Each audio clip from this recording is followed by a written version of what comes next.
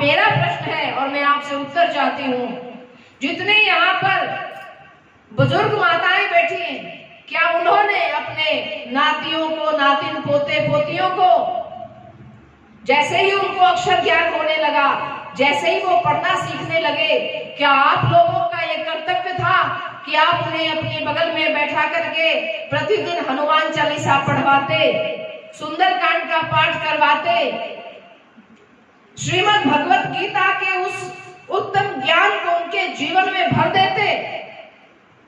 उन बच्चों को यह बात आप बता देते कि भगवान श्री कृष्ण का यह उद्घोष है, भगवत गीता के ये शब्द है, स्वधर्मे निधनम श्रेयो पर धर्मो भयावह।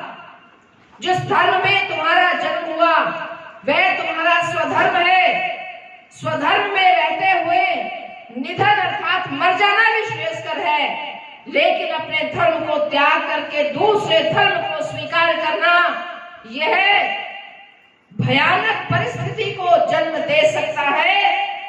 ये द्वापर युग में भगवान श्री कृष्ण ने उद्घोष पूर्वक श्रीमद् भगवत गीता में वचन दिए हैं। क्या हम अपनी बेटियों को, क्या हम अपने बच्चों को ये संस्कार दे पाए? नहीं दिया तो जाग जाओ, आज भी समय है, अभी भी समझ जाओ, भगवत गीता का आश्रय लो। द्वापर ज्यादा दूर नहीं है, मात्र 5000 वर्ष हुए हैं। वृंदावन की धरती पर चले जाओ, ब्रज की धरती पर जैसे ही आपके पांव पड़ेंगे तो वे पांव नहीं रहेंगे, वे चरण में परिवर्तित हो जाएंगे। क्यों? जहां मेरे गोविंद के चरण डोले हो उस धरती पर जाकर के जो नंगे पांव घूमता है वह साक्षात नारायण के स्वरूप वाला हो जाता है। ऐसी महिमा है ब्रज के क्षेत्र की। आज भी मथुरा के अंदर जो कंस की कारागार में जन्म स्थान के नाम से आप लोग दर्शन करने जरूर जाते होंगे। कौन कौन गया है? और उस जेल के अंदर एक बहुत बड़ी पत्थर की शिला पड़ी हुई है। कहते हैं कि उसी शिला पर भगवान प्रकट हुए थे। मां देवकी वहां शिला पर बैठी थी और भगवान प्राकृतिक शरीर लेकर नहीं जन्म लिए, उनका चिन्मय स्वरूप उस शिला के ऊपर प्रकट हुआ। ऐसा हमारे धर्म ग्रंथ बताते हैं। और आज के वैज्ञानिकों ने भी इस बात का स्पष्टीकरण किया, इस बात की तुष्टीकरण कर दिया। वहां लिखा हुआ है एक पत्थर के ऊपर कि आर्कियोलॉजी सोसाइटी ऑफ इंडिया वालों ने रिसर्च कर ली है, ये पत्थर, ये शिला यहाँ पर इसी अवस्था में 5000 वर्ष से पहले से ही स्थित है। बोलिए भक्तवत्सल भगवान की। भगवान श्री कृष्ण के स्पर्श पाया हुआ वह 84 खंबे का भवन, जिसको महावन के नाम से जाना जाता है, कभी उस भवन का दर्शन करना। जिस भवन के अंदर वो प्रसूति का गृह, 84 खंबे भी उसी काल के हैं।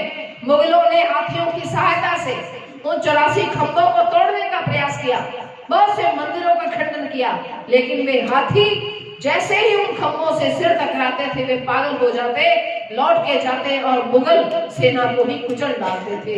इसलिए वे मुगल शासक वहां से भाग गए, वो कृष्ण की उस निशानी को मिटा नहीं सके। उन पत्थरों का भी जब रेडियो कार्बन डेटिंग नाम की वैज्ञानिक प्रक्रिया करी गई तो ये सिद्ध पाया गया कि वे 84 खंबे लगभग 5000 वर्ष पूर्व से वहां पर स्थित हैं। उस प्रसूति का गृह के अंदर जहाँ यशोदा ने योग माया को जन्म दिया, वहां से योग माया के स्थान पर श्री कृष्ण को लिटाकर और वसुदेव योग माया को लेकर के गए। ये प्रामाणिक बात मैं आपके सामने रख रही हूँ। लोग प्रमाण मानते नहीं थे।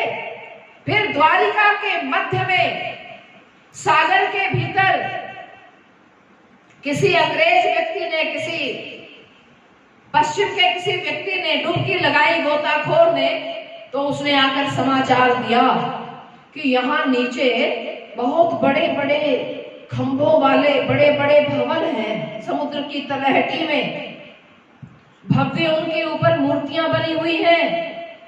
फिर दोबारा गए तो कैमरे लेकर के गए, तस्वीरें खींची गई। जब ऊपर लाकर के उनको देखा गया, फिर नीचे गए दोबारा, फिर उन मूर्तियों को साफ किया गया, तो फिर ये सिद्ध हो गया कि भगवान श्री कृष्ण द्वारिकाधीश की द्वारिका नगरी ही है। जिसे भगवान जाते समय समुद्र में तिरोभाव करके गए। द्वारिका नगरी इस कलिकाल के अंदर प्रकट होकर के प्रमाण देती है कि श्री कृष्ण का उद्घोष झूठा नहीं, श्री कृष्ण का आविर्भाव असत्य नहीं है। किसी ने कोर्ट के अंदर एफिडेविट जमा करवा दिया कि राम तो काल्पनिक पुरुष है, राम कभी हुए ही नहीं, ये तो इन हिंदुओं की, इन आर्यों की मनगढ़ंत कहानी है, इन्होंने अपने मन से गढ़ रखी है। एक दिन अचानक अमेरिका की एक वैज्ञानिक संस्था है जिसका नाम नासा है, आपने सुना जरूर होगा। वह नासा क्या है, नॉर्थ अमेरिका स्पेस के नाम से कुछ है वहां वो अंतरिक्ष की खोज करने के लिए यान उड़ाते हैं। एक सैटेलाइट छोड़ रखी थी, वो सैटेलाइट पृथ्वी के ऊपर ऊपर घूमती थी और उस सैटेलाइट में कैमरे लगे थे। एक सेकंड में 100 फोटो खींच ले, ऐसी क्षमता वाले कैमरे थे। वह सैटेलाइट जब हमारे रामेश्वरम धाम और श्रीलंका के बीच का जो सागर का भाग है, जब वह उसके ऊपर से गुजर रही थी तो वहां उसने फोटो खींच लिए।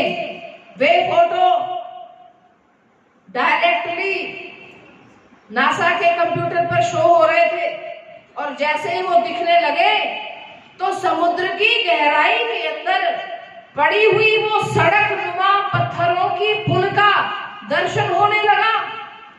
तो इन वैज्ञानिकों के अंदर एक भारतीय मूल का वैज्ञानिक था। उसने जब उसकी भौगोलिक परिस्थिति को देखा तो उसने चिल्लाना शुरू कर दिया कि यह तो राम का पुल है, ये मेरे राम का बनाया हुआ है। और ये बात देखते ही देखते अखबारों में छप गई, विश्व के पटल पर आ गई कि राम के द्वारा निर्मित जो पुल है। वैज्ञानिकों ने फिर समुद्र के पास पहुंच गए, गोताखोरों ने छलांगे लगाई और जाकर के जब उन पत्थरों के बने हुए उस निर्मिति को देखा गया तो ये पाया कि ये प्राकृतिक रूप से इस प्रकार से जुड़े हुए नहीं हो सकते। इनको जोड़ने का जो कार्य है वो अवश्य मानवीय हाथों के द्वारा किया गया है। बोलिए भक्तवत्सल भगवान की। त्रेता युग करोड़ों वर्ष पुरानी ये घटना है। राम के द्वारा बनाया हुआ पुल स्वयं के अस्तित्व को इस कलयुगी मनुष्य को दिखाने के लिए प्रकट हो गया। उस समय की सरकारों ने उस पुल को तोड़ने की योजना बना डाली। वे सरकारें चाहती थी कि इस भारतवर्ष से हिंदुत्व का नामो निशान मिटाएंगे। योजना बनी कि भाई जहाज को ऊपर से घूमकर आने में बहुत तेल खर्च होता है, यदि इस पुल को तोड़ दिया जाए, विस्फोटक लगा करके इसको उड़ा दिया जाए तो फिर जहाज यहां से आया करेंगे, तेल बचेगा। उस समय भारत के संतों ने एकजुट होकर के संपूर्ण भारत की मानवता को यह संदेश दिया कि भाई अगर इस राम के सेतु को बचाना है तो हस्ताक्षर अभियान चलाओ। और हस्ताक्षरों का अभियान ऐसा चला, करोड़ों अरबों खरबों की संख्या में हस्ताक्षर जो थे वो पहुंचने शुरू हो गए। और सुप्रीम कोर्ट के जजों के सामने जब हस्ताक्षर पहुंचे तो जजों ने हाथ खड़े कर दिए। वो कहते यह जो कुछ भी हो, भारत की इतनी विराट और विशाल जनसंख्या की एक मत जो यह भावना है, इसको किसी भी प्रकार से खंडित किया नहीं जा सकता। बोल सियावर रामचंद्र की। ये तो बातें हो गई। आदि अनादि काल से देवाधिदेव महादेव केदारनाथ में विराजमान है। कब से है कुछ कहा नहीं जा सकता। इसके ऊपर वैज्ञानिक रूप से रिसर्च करनी चाहिए, खोज होनी चाहिए। खोज होगी तो और भी सत्य प्रमाण प्रकट हो जाएंगे। 2016 के समय की एक दुर्घटना कहूं या घटना कहूं, जब बाढ़ आई उससे लगभग 2 वर्ष पूर्व की बात मैं आपके सामने रखती हूं। हमारा केदारनाथ घाटी में जाना हुआ, भगवान के दर्शन हुए। उसके पश्चात इस धर्मशाला में हम रुके थे। उसके पीछे की ओर से कल कल बहती हुई मंदाकिनी, और वहां जाकर के मेरा मन हुआ कि कुछ देर इस कल कल ध्वनि के दर्शन किए जाएं। तो हृदय इतना ज्यादा पीड़ित हुआ वहां जाने पर, जो कुछ इन आंखों ने देखा, मांस, मदिरा, अंडे आदि के खाने के बाद बचे हुए अवशेष वो उस पवित्र तीर्थ पर, उस पवित्र नदी के उस जल के किनारे पर पड़े हुए थे। वहां जो बने हुए होटल आदि थे, वहां पर किस प्रकार पहुंचे ये आप लोग बेहतर समझ सकते हैं। उस समय हृदय इतना पीड़ित हुआ कि हे शिव, ये तुम्हारी नगरी है, ये मां पार्वती की तपस्थली है। गौरी कुंड में दुर्गा देवी पार्वती जी अपने स्वरूप में, अपने तपोबल से, अपनी उबटन के प्रभाव से उन्होंने गणपति की संरचना कर दी। ऐसी तपस्थली, ऐसी है चमत्कार की नगरी, और यहाँ आज कलयुग में यह सब हो रहा है। याद रखो, वह परमात्मा अनंत असीम शक्ति का धारक है।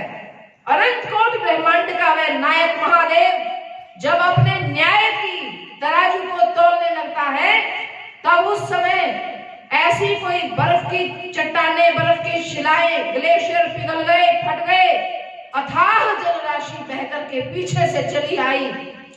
ऐसे लगता था मानो उमड़ घुमड़ करके यह केदारनाथ का जो भव्य मंदिर है अब ये रहेगा नहीं।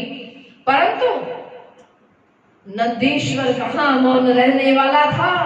उस नंदी ने एक बहुत विराट चट्टान के अंदर प्रवेश कर लिया।